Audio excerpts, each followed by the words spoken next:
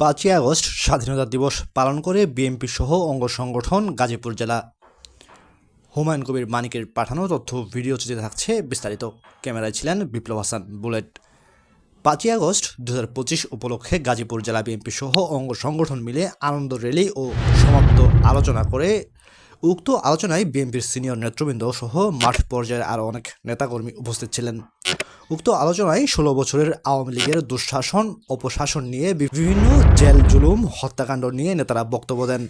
এরপর ডিসেম্বরের মধ্যে অন্তর্বর্তীকালীন সরকার ইউনূসের নির্বাচন বাধ্যতামূলক দিতে হবে, অন্যথায় তারা আবারও কঠিন কর্মসূচি ঘোষণা করবে বলে মত দেন।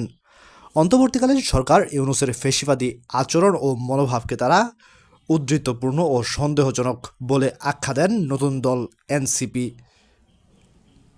এর বিভিন্ন নেতাদের গুম খুন, মব জাস্টিস, চাঁদাবাজি নিয়ে আলোচনা করেন এনসিপির নেতারা। চাঁদাবাজি করে দায় চাপান জাতীয়তাবাদী দল বিএনপি সহ অন্যান্য অঙ্গ সংগঠনের বিভিন্ন নেতাদের ওপর। এই দাবি নিয়ে তারা কখনোই মেনে নেবে না। হাইকমান্ডের নির্দেশে তারা দেশের শান্তিপ্রিয় জনগণের সাথে মিলেমিশে কাজ করতে বদ্ধপরিকর।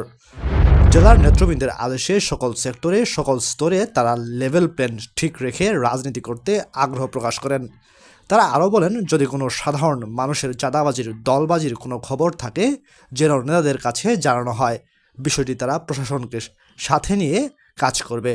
এই বলে তারা আনন্দ মিছিল ও র্যালি সমাপ্ত করেন।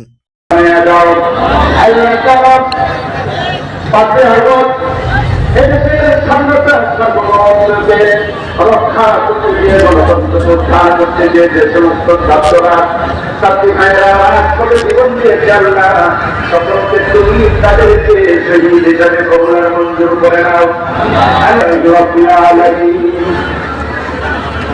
আমি মঞ্চে বসে অভিযোগ করবো সিনিয়র নেতৃবৃন্দ সবাই আছেন, দয়া করে মঞ্চে বসে নিলে মঞ্চ থেকে সুশৃঙ্খল আহ্বান রাখি। আমাদের মাঝে মুসলিম করেছেন।